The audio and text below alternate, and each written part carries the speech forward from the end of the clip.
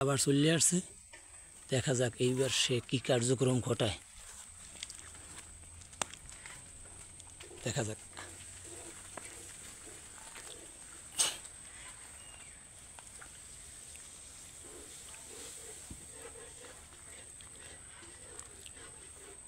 দেখতে থাকেন, দেখতে থাকেন।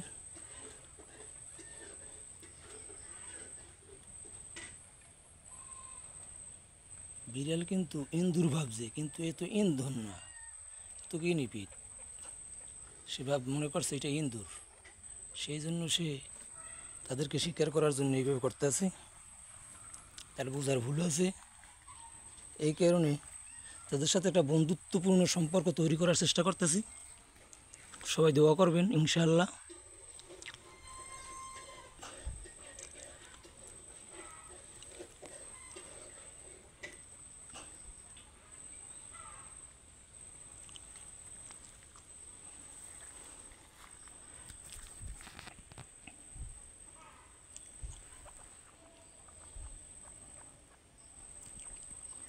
এখন তো কিছু করতেছে না, শুধু চাক লাগাই লাগাই দেখতেছে।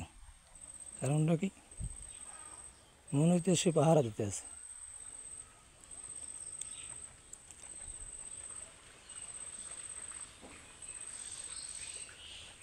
দেখা যাক কি হয়।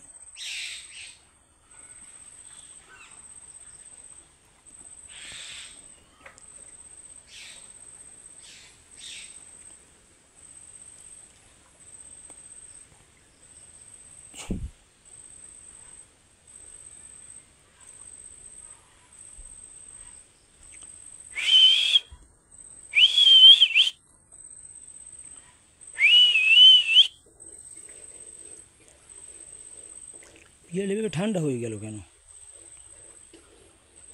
তার সাথে ভাব কি জন্মেই গেল নি?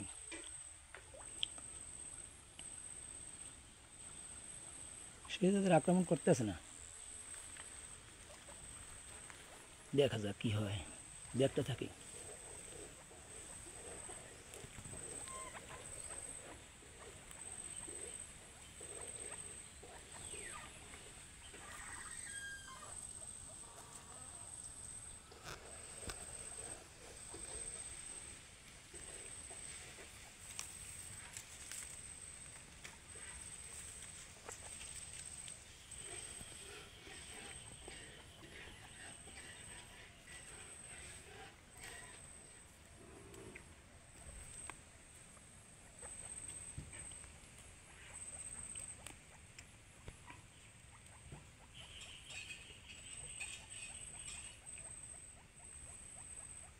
ওই যে ওই যে ওই যে ওই যে একটা দিকে পালাইছে ভয়তে।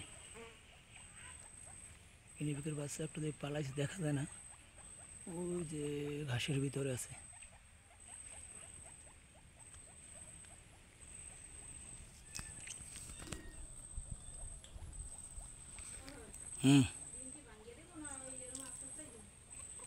ভাঙ্গে দাও, ভাঙ্গে দাও।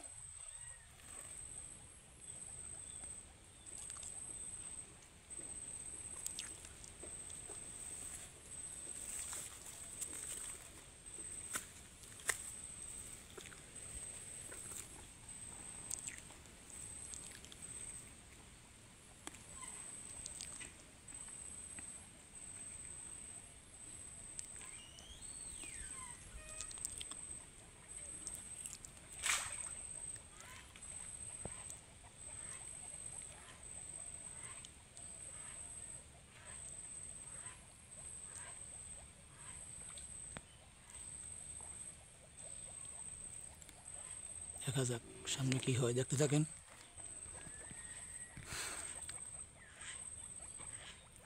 ওই যে বের হয়েছে, ওই যে বের হয়েছে, আরেকটা বের হয়েছে ওই ঘাসের ভিতরে। ওই হালকা হালকা দেখা যায়।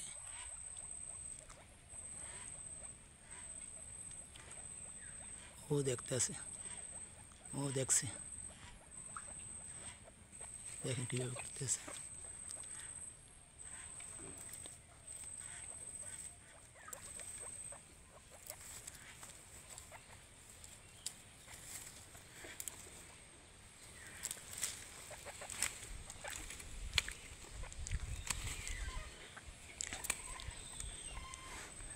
না করেই তো হয়তো পালাই গেল আবার।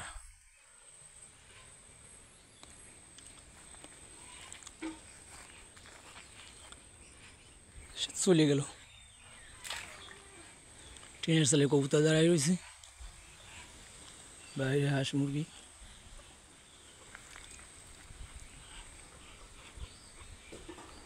আমার পুরো বাড়ির এই অবস্থা। এটা হচ্ছে ছাগলের সেট আপ, ওগুলো হচ্ছে চিনি হাঁসের বাচ্চা। তারপরে এইটা হয়েছে গিনিপিগের ঘর, আর ওইটা হয়েছে বৃষ্টির সময় খাবারের স্থান।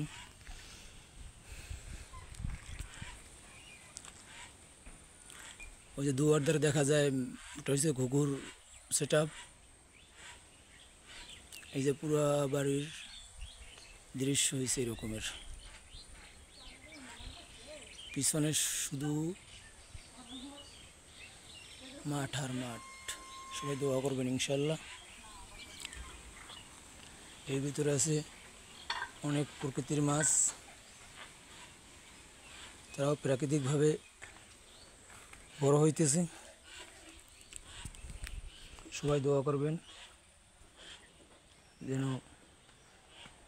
এই খামার দিয়ে আমি লাভবান হইতে পারি, উপকৃত হইতে পারি, এবং এই অর্থ দিয়ে আমি